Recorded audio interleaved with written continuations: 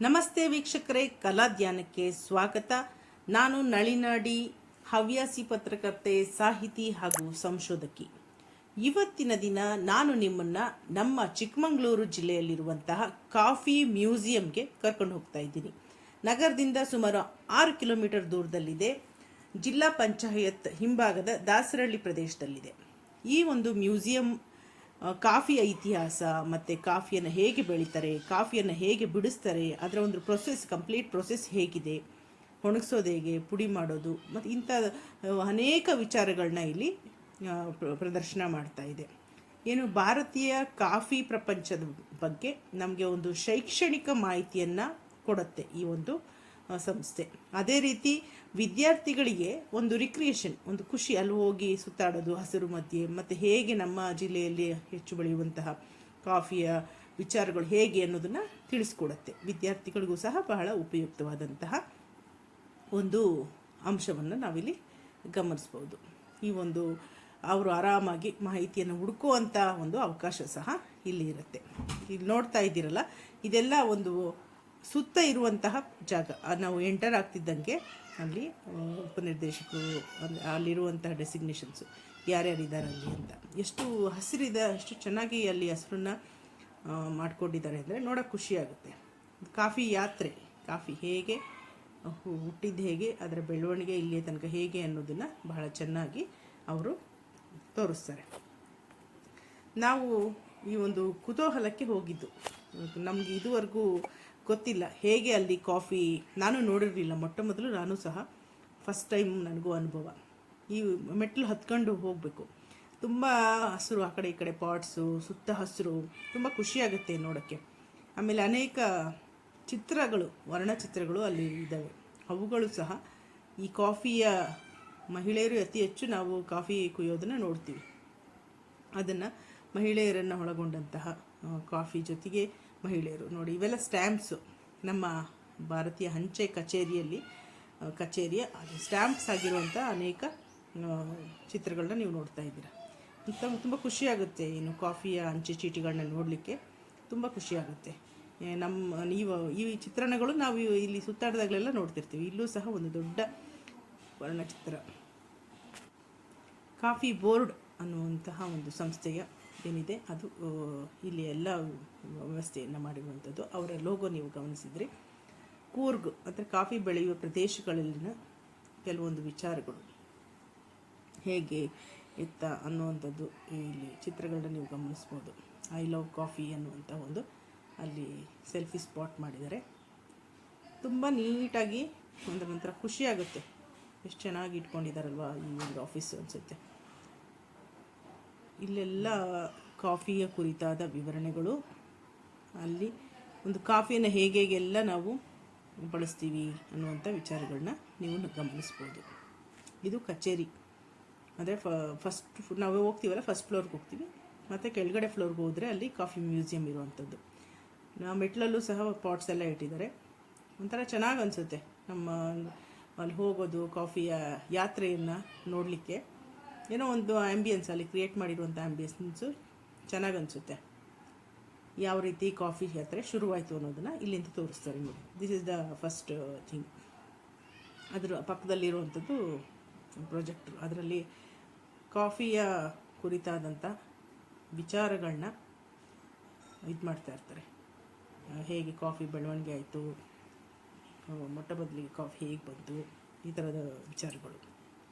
ಅಲ್ಲಿ ನೋಡಿ, 7 ಬೀಜಗಳನ್ನು ಮೊಟ್ಟ ಮೊದಲನೆಯ ಬಾರಿಗೆ ಬಾಬಾ ಬುಡನ್ನವರು 17ನೇ ಶತಮಾನದಲ್ಲಿ ಕಾಫಿ ಬೀಜವನ್ನು ನೆಟ್ಟರು ಅನ್ನುವಂಥದ್ದು ಒಂದು ಹಿಸ್ಟಾರಿಕಲ್ ಫ್ಯಾಕ್ಟು. ಅದರ ಒಂದು ದೃಶ್ಯದ ಮೂಲಕ ಅದನ್ನು ಮಾಡಿದ್ದಾರೆ.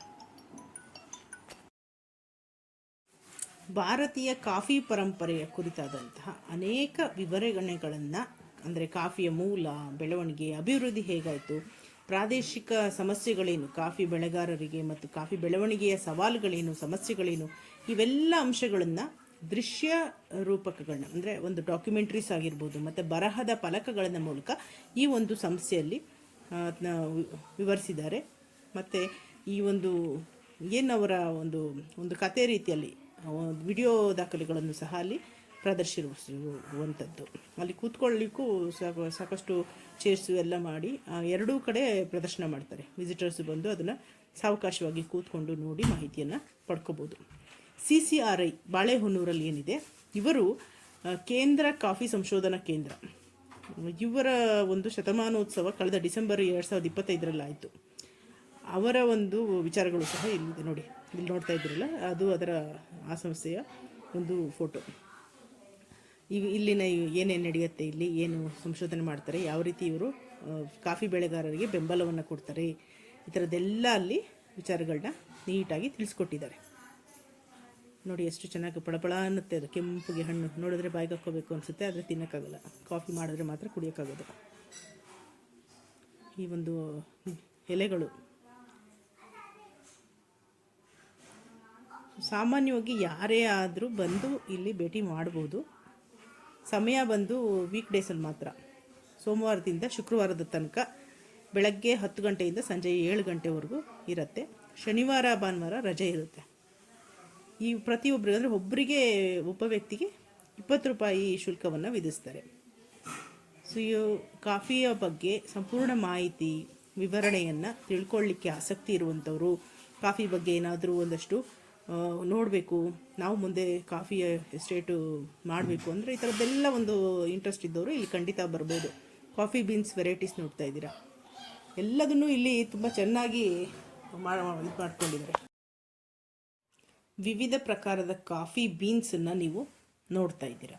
ಇದು ಕಾಫಿಯನ್ನು ಹುರಿಯುವಂಥ ಚಿಕ್ಕ ಯಂತ್ರವನ್ನು ಅಲ್ಲಿ ಅಂದರೆ ಮ್ಯಾನ್ಯುಯಲ್ ಆಗಿ ಹೇಗೆ ಹುರಿಯೋದು, ಕೈಯಿಂದ ಹೇಗೆ ಹುರಿಯೋದು ಅಂತ, ಇದು 2 ಕಾಫಿ ಬೀನ್ಸನ್ನು ಅಕ್ಕಪಕ್ಕ ಜೋಡಿಸಿರುವಂಥದ್ದು. ಒಂದು ಕಲಾಕೃತಿ ಥರ ಎಷ್ಟು ಚೆನ್ನಾಗಿ ಕಾಣಿಸುತ್ತೆ ನೋಡಿ. ಅಂದರೆ ಈ ಕಾಫಿಗೆ ಸಂಬಂಧಪಟ್ಟಂತಹ ಎಲ್ಲ ಪರಿಕರಗಳನ್ನ ಅಲ್ಲಿ ಇಟ್ಟು ಪ್ರದರ್ಶನ ಮಾಡಿರೋದು. ತುಂಬ ವಿಶಾಲವಾದಂಥ ವಿಸ್ತೃತವಾದಂತಹ ಕಾಫಿ ಮಾಹಿತಿಯನ್ನು ನೀವಿಲ್ಲಿ ನೋಡ್ತಾ ಇದ್ದೀರ.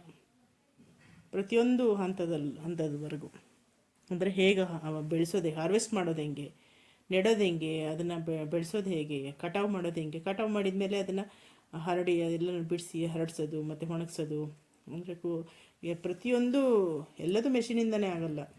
ಕೂಲಿ ಆಳುಗಳು, ಅವರ ಸಮಸ್ಯೆಗಳು, ಇವರ ಸಮಸ್ಯೆಗಳು ಎಲ್ಲದೂ ಪ್ರತಿಸ್ಪಂದನೆ ಮೂಲಕ ನಡಿಬೇಕು.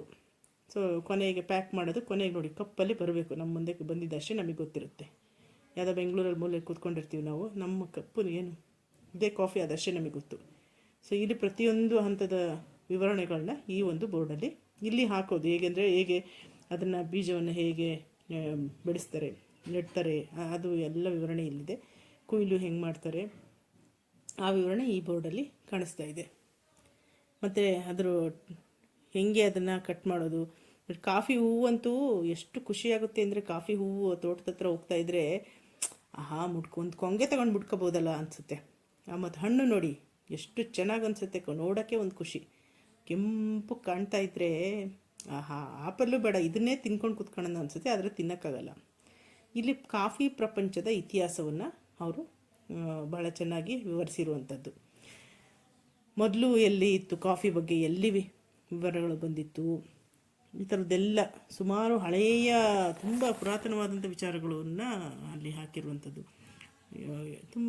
ಎಷ್ಟು ಹಳೆಯ ಮ್ಯಾಟರ್ಗಳಿದೆ ಅಂದರೆ ಅದನ್ನೆಲ್ಲ ಇಲ್ಲಿ ಕೊಟ್ಟು ಹಾಕಿದ್ದಾರೆ. ಒಂದೊಂದೇ ನೋಡ್ತಾ ಹೋದಷ್ಟು ನಮಗೆ ಹೌದಾ ಈ ಥರ ಎಲ್ಲ ಅಲ್ಲೆಲ್ಲ ಕಾಫಿ ಇತ್ತಾ, ಆ ದೇಶಗಳಲ್ಲೂ ಕಾಫಿ ಇತ್ತಾ ಅಂದರೆ ಹೊಸ ಮಾಹಿತಿ ನೋಡಿ. ಕಾಫಿ ಲೆಜೆಂಡ್ಸ್ ಅಂತೀವ್ರಲ್ಲ, LC ಕೋಲ್ಮ್ಯಾನು, ಇನ್ನೂ ಇಬ್ಬರು ಬರ್ತಾರೆ, WW ಮೈನೆ, ಐವರ್ ಬುಲ್, ಇವರೆಲ್ಲ ಕಾಫಿಯ ಸಂಬಂಧಪಟ್ಟಂತಹ ಸಾಧನೆ ಮಾಡಿ ಹೋಗಿರುವಂಥದ್ದು. ಭಾರತದ ಕಾಫಿಯ ಇತಿಹಾಸದಲ್ಲಿ ಯಾವ್ಯಾವ ವಿಚಾರಗಳು ಬರುತ್ತೆ ಅಂಥೇಳಿ ಇಲ್ಲಿ ಬಂದಿರೋದು ನೋಡಿ. ಇಸ್ವಿಗಳ ಸಮೇತ ಕೊಟ್ಟಿದೆ. 1820ರಲ್ಲಿ ಕಮರ್ಷಿಯಲ್ಲಾಗಿ ಕಾಫಿಯನ್ನು ಬೆಳೀಲಿಕ್ಕೆ ಶುರುವಾಗಿದ್ದು ಅಂತ. ಅಂದರೆ ಇಸವಿ ಸಮೇತ ಯಾವ್ಯಾವ ಬದಲಾವಣೆಗಳಾಯಿತು, ಕಾಫಿಯ ಮೈಲುಗಲ್ಲುಗಳನ್ನು ಇಲ್ಲಿ ವಿವರದ ಸಮೇತ ಹಾಕಿರುವಂಥದ್ದು. ಮತ್ತು ಎಲ್ಲೇ ಹೋಗಿ ಏನೇ ಮಾಡಿ ಸಾಹಿತ್ಯ ಕಣ್ರಿ, ಸಾಹಿತ್ಯ ಅಲ್ಲದೆ ಏನೂ ನಡೆಯಲ್ಲ. ಇಲ್ಲಿ ನೋಡಿ, ನಮ್ಮ RK ನಾರಾಯಣ್ ಅವರು ಬರೆದಿರುವಂಥ ಒಂದು ಸೆಂಟೆನ್ಸು ಇಲ್ಲಿ ಹಾಕಿದ್ದಾರೆ. ಅದನ್ನು ನೀವು ಓದ್ಬೋದು. ಕಾಫಿಗೆ ಸಂಬಂಧಪಟ್ಟ ವಿಚಾರಗಳ ಜೊತೆಗೆ ಇಲ್ಲೊಂದು ಪೋರ್ಟಬಲ್ ಕಂಪ್ಯೂಟರ್ ಇತ್ತು. ಇಲ್ಲಿ ಪಕ್ಕದಲ್ಲೇ ಒಂದು ಏನು ಕಾಫಿ ಮಾಡುವಂತಹ ಸಾಧನ, ಅದರ ಹಿಂದ್ಗಡೆ ಕಾಫಿಯ ಕುರಿತಾದಂತಹ ಹಲವಾರು ಮಾಹಿತಿಯ ಫಲಕಗಳನ್ನ ನೀವು ಕಾಣ್ಬೋದು. ಅಷ್ಟೊತ್ತಿಗಾಗಲೇ ಸಾಕಷ್ಟು ಜನ ವಿಸಿಟರ್ಸ್ ಅಲ್ಲಿ ಬಂದಿದ್ದರು. ನೋಡಿ, ಚಿಕ್ಕ ಚಿಕ್ಕ ಸಾಧನಗಳು ಇವೆಲ್ಲ ಕಾಫಿಗೆ ಸಂಬಂಧಪಟ್ಟದ್ದು. ಇದು ವೇಯಿಂಗ್ ಮಿಷಿನ್ ಆಗಿರ್ಬೋದು. ನಾವು ಅಲ್ಲಿ ಹೊರಗಡೆ ಬರೋ ಹೊತ್ತಿಗೆ ವಿಸಿಟರ್ಸು ಸಾಕಷ್ಟು ಜನ ಸಿಕ್ಕಿದ್ರು. ನೋಡಿ ಎಷ್ಟು ಚೆನ್ನಾಗಿ ಅನಿಸುತ್ತೆ ಇದಂದರೆ. ನಾವು ಹೊರಗಡೆ ಬರ್ತಾ ಬರ್ತಾ ನಮ್ಮ ತಲೆಯ ಮೇಲ್ಗಡೆ ಇಷ್ಟು ಒಂಥರ ಕಮಾನಿನ ರೀತಿಯಲ್ಲಿ ಪೆಪ್ಪರನ್ನೆಲ್ಲ ಬೆಳೆಸಿದ್ದಾರೆ ಅವರು. ಈ ಸುತ್ತಲಿನ ವಾತಾವರಣ ನೋಡಿ, ಅಂದರೆ ಈ ಬಲಗಡೆ ಸೈಡಿಂದ ನೋಡ್ತಾ ಬಂದರೆ ತುಂಬ ಚೆನ್ನಾಗಿ ಹಸಿರನ್ನು ಈ ಒಂದು ಪ್ರದೇಶದಲ್ಲಿ ಹಾಕ್ಕೊಂಡಿದ್ದಾರೆ. ಈ ಆಫೀಸ್ ಕಚೇರಿ ಮುಂದೆ, ಸರ್ಕಾರಿ ಕಚೇರಿಯಲ್ಲಿ ಎಷ್ಟು ಚೆನ್ನಾಗಿ ಹಸಿರು ಬೆಳೆದಿದ್ದಾರೆ, ತುಂಬ ಖುಷಿಯಾಗುವಂಥ ವಿಚಾರ. ಮುಂದೆ ಧ್ವಜಕಂಬ ಇದೆ. ಧ್ವಜಕಂಬ ಅನ್ನೋದು ಎಲ್ಲ ಸರ್ಕಾರಿ ಸಂಸ್ಥೆಗಳಲ್ಲಿ, ಶಾಲೆಗಳಲ್ಲಿ ನಾವು ಕಂಡೇ ಕಾಣ್ತೇವೆ. ಚಿಕ್ಕಮಗಳೂರಿನಲ್ಲಿರುವಂಥ ಈ ವಿಶೇಷವಾದ ಸ್ಥಳ ಭಾರತೀಯ ಕಾಫಿ ಪರಂಪರೆಯ ಒಂದು ವಿಚಾರವನ್ನು ಸಂಪೂರ್ಣವಾಗಿ ಒಳಗೊಂಡ ಒಂದು ವಿಶೇಷವಾದ ಸ್ಥಳವಾಗಿದೆ. ಇಂಥ ಅನೇಕ ವಿಶೇಷಗಳನ್ನು ನೀವು ಇಷ್ಟಪಡೋದಾದರೆ ನನ್ನ ಚಾನಲ್ನ ಸಬ್ಸ್ಕ್ರೈಬ್ ಮಾಡಿ, ಶೇರ್ ಮಾಡಿ, ಲೈಕ್ ಮಾಡಿ. ಧನ್ಯವಾದಗಳು.